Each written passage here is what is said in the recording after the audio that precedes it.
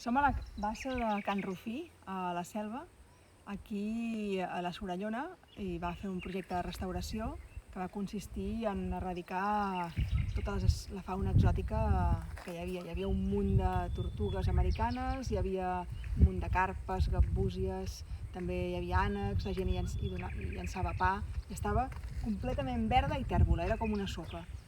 I es van fer diverses campanyes d'erradicació d'aquesta fauna i estem molt contents perquè a poc la bassa va guanyant riquesa, biodiversitat i ha guanyat molta transparència. Té aquest color marronós pels tanins que li arriben per l'aigua que hi arriba filtrada pel bosc i adquireix aquests tons únics. Però vaja, en aquesta bassa, durant els mostrejos, s'hi han trobat diverses espècies d'amfibis, un tritó palmat va aparèixer, diverses serps d'aigua, hi ha un munt de libèl·lules, l'any passat hi va criar el gripau d'esperons i n'estem molt satisfets. Ara mateix hi tenim una parella de polles d'aigua,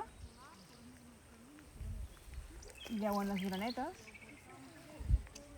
i estem molt contents perquè de la restauració ja en fa 2 anys i es va informar la població local que era molt important que no alliberessin animals i de moment no n'hem trobat.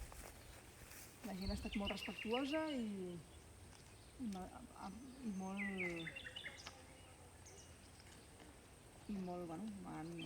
estat molt respectuosa amb els consells que se'ls van donar.